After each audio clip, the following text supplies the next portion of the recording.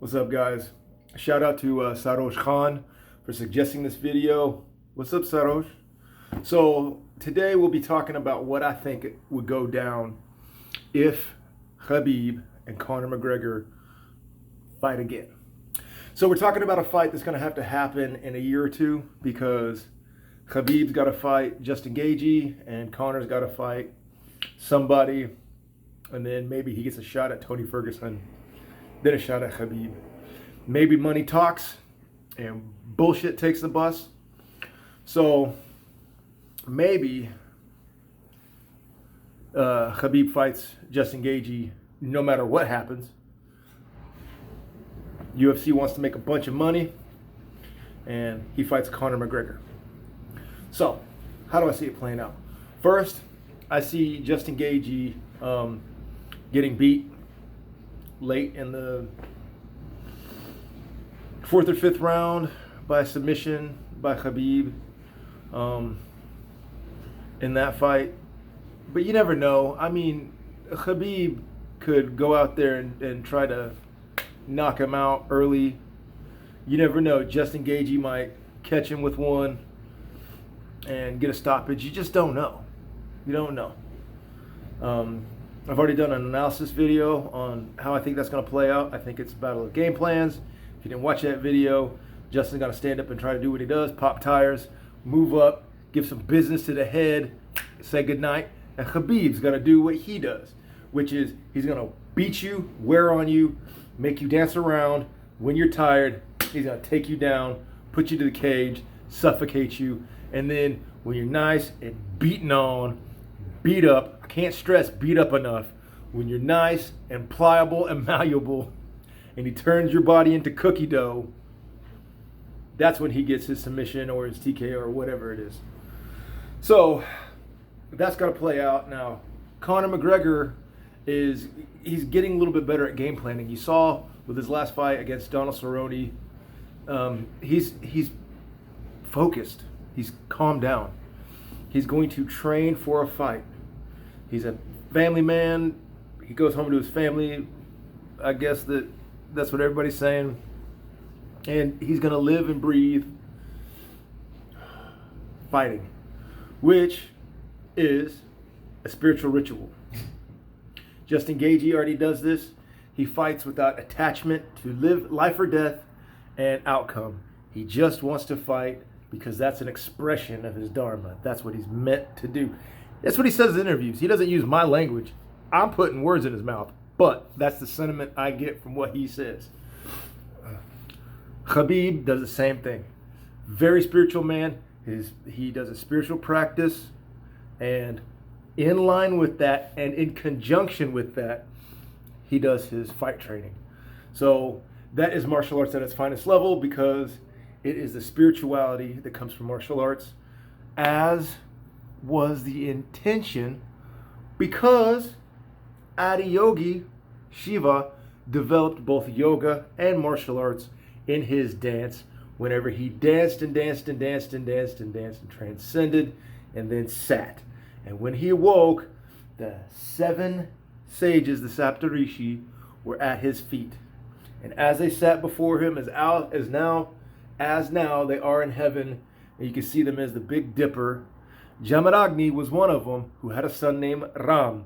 And Ram became Parashuram, or you might want to say Parasuram, and got an axe and had to rid the world of the Kshatriya clans because the world was too pure. It couldn't take all the stratification, violence, and money and corruption that comes with the Kshatriya clans.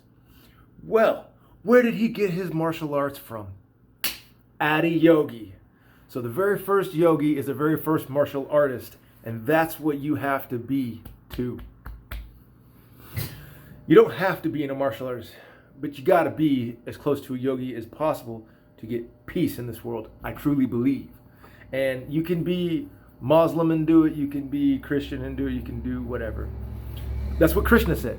Krishna said it doesn't matter which demigod you create, the more they are real, the more you're going to get out of your practice naturally. But you could take a stick, name it John Bow, and pray to John Bow. And if you do it fervently, with discipline and love in your heart, you're going to get fruits from God regardless. Now, why did I say all that? Because you're going to have two focused men that are going to be connected with the spirituality of martial arts. So that means that a lot of the bullshit is probably going to go away. So you're going to see Conor McGregor with a precise striking plan. He loves to do a precise striking plan. He loves to do a three-step early. Khabib doesn't fall into traps. He's going to know this. He's going to know that Conor McGregor is going to have something setting up, something from the left side. Power hand or kick. And he's not going to sleep on the right side, so he's not going to let him be a man of opportunity and get a jab or something.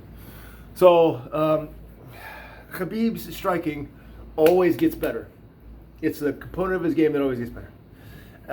His takedowns are the same. People say that he doesn't have elite shooting, but he's the most elite grappler on the ground. I disagree. The times that his shooting was a little bit iffy, I mean, you're in a fight. You're already worn down. You can't, not every time you throw a right cross or a right jab or a left hook or whatever, not every time is going to be the best one you've ever done. So in that same frame of thought, every time Khabib shoots, it's not going to be his best shot ever. It's not going to be the cleanest and go down and whatever. And a lot of times, he does shit just to fake the other guy out. He might shoot at a different speed just to set him up for the later one when he shoots fast. So don't think that what you see Khabib do is the entirety of what Khabib's got going on. Okay? He knows I love to come up here and talk about judo every time. But he has it, and this is important, he has it at an all-world level. He's got the pancration at an all-world level. He's got the wrestling at an all-world level. So whatever Conor's going to throw at him, he's already got one of several disciplines that are designed to stop it. So Conor wants to strike. What did Khabib do in the first round? Khabib, what did Khabib do to Conor in the first fight? Put him on the ground with the right. So McGregor's going to focus on his grappling. He's going to get that shit squared away. He's going to watch Khabib in his next fight, take notes, and come up with a brilliant striking plan. We know this. We've seen it a lot. And then Khabib's going to do what Khabib does and work on his striking like he does. And work on all of the other parts of his game like he does. And so, yeah. That's what I see. What's going to happen? More of the same shit. Veliki Khabib. You know? Jaya Vijaya. So, that's what I think. Om Namah Shivaya.